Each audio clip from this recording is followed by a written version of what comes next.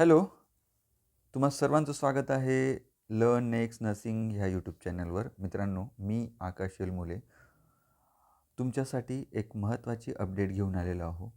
कारण येणाऱ्या काळामध्ये म्हणजे आज 1 जानेवारी 2026 सुरू झालं. म्हणजे 2026चं वर्ष म्हणजे हे शासन भरतीचं वर्ष म्हणून ओळखलं जाणार आहेत. ओके. तर त्याच अनुषंगाने हा व्हिडिओ बनतो आहे, की जे लोकं DHS म्हणजेच पब्लिक हेल्थ डिपार्टमेंट, ओके, सार्वजनिक आरोग्य विभाग आणि ZP म्हणजे जिल्हा परिषद इथे MPW ह्या परीक्षेसाठी ह्या पदासाठी जर तुम्ही तयारी करत असाल तर जिल्हा परिषद आणि सार्वजनिक आरोग्य विभागातील तर नवीन तुमच्यासाठी सेवा प्रवेश नियम आलेले आहेत. ओके. नवीन सेवा प्रवेश नियम आलेले आहेत. ओके. ह्या व्हिडिओमध्ये मी सांगणार आहे की तुम्हाला कुठलं एज्युकेशन लागणार, म्हणजे काय एज्युकेशन झालं म्हणजे तुम्ही पात्र असाल MPW ह्या पदासाठी. ओके. जुने जे MPWचे जे नियम होते ते चेंज झालेले आहेत. ओके. ते मी तुम्हाला शासन निर्णयसुद्धा जे RR आहे रिक्रुटमेंट रेग्युलेशन ते दाखवून देणार तुम्हाला. ओके. तर हा पूर्ण व्हिडिओ बघा, चॅनलला सबस्क्राईब करा नवीन असाल तर, आणि लाईक करा म्हणजे मॅक्सिमम विद्यार्थ्यापर्यंत हा व्हिडिओ पोहोचेल. ओके. चला सुरू करू. जिल्हा परिषद. ओके. जिल्हा परिषद कुठल्या डिपार्टमेंटमध्ये येतं? ग्रामविकास विभाग आणि बांधकाम भवन. ओके. ह्या विभागामध्ये येतं महाराष्ट्र शासनाच्या. यांनी काय म्हटलेलं आहे, 31 डिसेंबर 2025ला म्हणजे कालच हे नवीन RR पब्लिश झाले ZPचे. कशाविषयी? की जिल्हा परिषद अंतर्गत जे MPW म्हणजेच आरोग्य सेवक पुरुष या पदासाठी सेवा प्रवेश नियमामध्ये सुधारणा करण्याबाबत. ओके. ओके. बघा काय दिलेलं आहे त्यांनी, की बाबा जिल्हा परिषद म्हणजे सगळं विचार केल्यानंतर आरोग्यसेवक या पदाच्या सेवा प्रवेश नियमात सुधारणा करण्यात आली असून सदर अधिसूचना राजपत्र प्रसिद्ध आल्या झाल्यास दिनांकापासून अंमलात आली आहे. तरी यापुढे अधिसूचनेतील तरतुदी विचारात घ्यावा ही विनंती. म्हणजेच जे रिक्रुटमेंट रेग्युलेशन आहे ते पब्लिश झालेले आहे. हे रिक्रुटमेंट रेग्युलेशन आहेत. बघा महाराष्ट्र शासन राजपत्रक. ओके. यामध्ये त्यांनी सरळ दिलेले नियम काय दिलेले वाचू शकता तुम्ही. ओके. महाराष्ट्र नागरी सेवा याच्यानुसार बघू शकता जिल्हा परिषद सेवा सुधारणा 2025 असे संबोधण्यात यावे. शासन राजपत्र काय दिलेलं आहे, की जिल्हा परिषद सेवा प्रवेश नियम 1967 मधील 5 मध्ये तांत्रिक सेवा गट क वर्ग 3 आरोग्य श्रेणी 3 मधील अनुक्रमांक 1 येथील आरोग्य कर्मचारी नोंदीसमोर स्तंभ क्रमांक 4 मध्ये नियुक्तीसाठी पात्रता व पद्धती या शीर्षकाखालील प्रचलित नियमाऐवजी पुढील प्रमाणे सुधारित नियम करण्यात, म्हणजे जे 1967 मध्ये जे नियम बनवण्यात आले ते आता MPWचे नियम यावर्षी चेंज करण्यात आलेले आहे. आरोग्य सेवक पुरुष या पदावर यापैकी एक प्रकारे नेमणूक केली जाईल. म्हणजे तुमचे काय दिलेले आहे हे बघा, हे जे जिल्हा परिषद सेवेतील गट म्हणजे हे प्रमोशनसाठी, म्हणजे जे लोक ऑलरेडी जिल्हा परिषदमध्ये कार्यरत आहे गट ड या पदावर जे परिचर म्हणून कार्यरत आहे गट ड जिल्हा परिषदेमध्ये, आणि त्यांना जर त्या पदावर 3 वर्षाचा अनुभव झाला असेल ते सुद्धा सेवाज्येष्ठतेनुसार पात्रतानुसार आरोग्य सेवकासाठी जे पुरुष आरोग्य सेवकासाठी हा काय राहील, हा पदोन्नतीसाठी हा एलिजिबल राहील. ओके.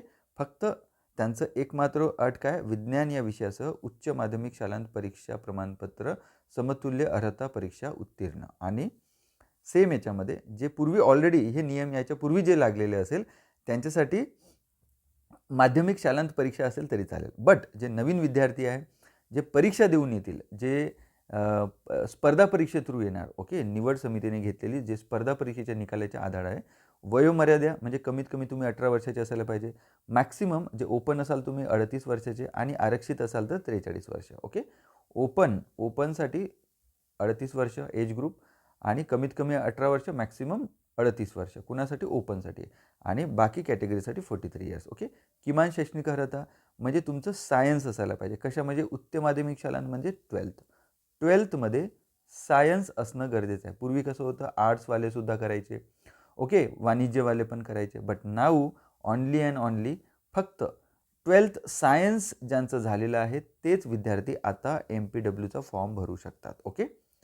ठीक आहे. MPWची परीक्षा झाली, तुमचं सिलेक्शन झालं, त्याच्यानंतर तुम्हाला बहुउद्देशीय आरोग्य कर्मचारी पुरुष याच्यासाठी एक कुटुंब कल्याण प्रशिक्षण केंद्र व सार्वजनिक आरोग्य संस्था नागपूर येथे 12 महिन्याचं एक ट्रेनिंग पिरियड असतं. या ट्रेनिंग प्रशिक्षण असतं ते तुम्हाला 3 संधीमध्ये यशस्वीरित्या पूर्ण करावं लागेल. बघा काय म्हटलेलं आहे, तो हा सेम नियम सुद्धा तुम्हाला पब्लिक हेल्थ डिपार्टमेंट म्हणजेच DHSमध्ये सुद्धा भरती असतं MPWची.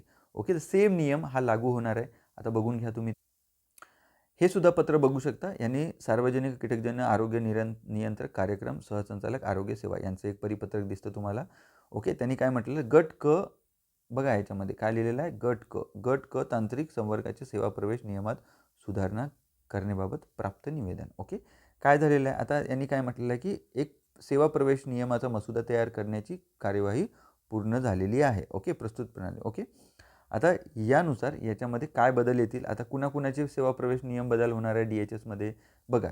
आरोग्य अधिकारी, आरोग्य परिवीक्षक म्हणजे कोण, याच्यानंतर MPW नंतर आरोग्य परिवीक्षकाची हे एक तर प्रमोशन असतं, नाही तर परीक्षासुद्धा असते.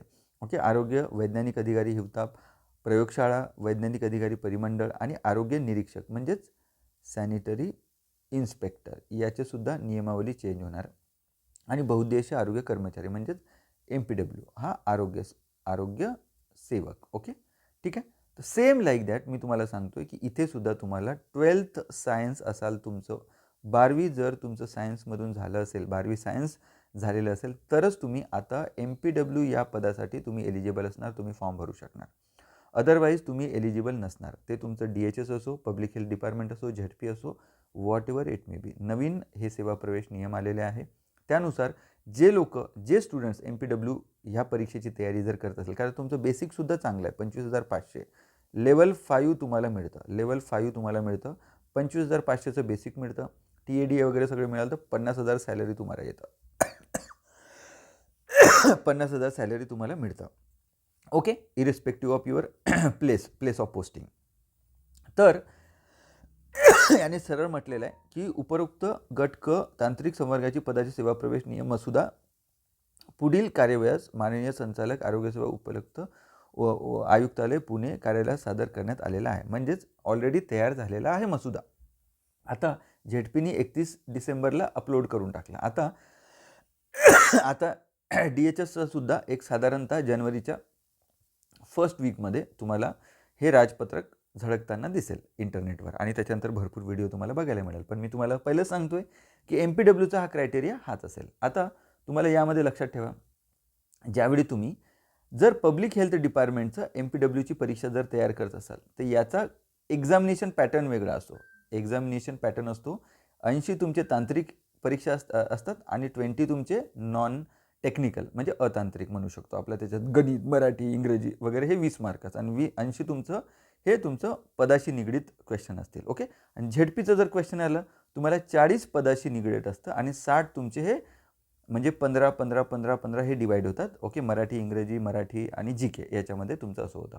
सो ZPची प्रिपरेशन तुम्हाला वेगळ्या पद्धतीने करावं लागेल, MPWची प्रिपरेशन वेगळ्या पद्धतीने करावं लागेल. ओके, तर यांचं सर्वात इम्पॉर्टंट कुठलंही प्रिपरेशन करताना तुम्हाला एक्झामिनेशन शेड्यूल या एक्झामिनेशन पॅटर्न तुम्हाला समजणं गरजेचं आहे.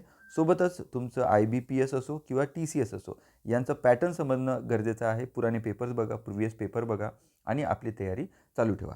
जर ZPची भरती जर आली तुम्हाला तर ही साधारणतः तुम्हाला फेब्रुवारीमध्ये बघायला मिळू शकते, फेब्रुवारी ते मार्चमध्ये बघायला मिळू शकते. ओके, DHSची भरती ही तुम्हाला मार्च टू एप्रिलमध्ये बघायला मिळेल. ओके, लक्षात ठेवा अशा पद्धतीचा हे असेल कार्यकाळ.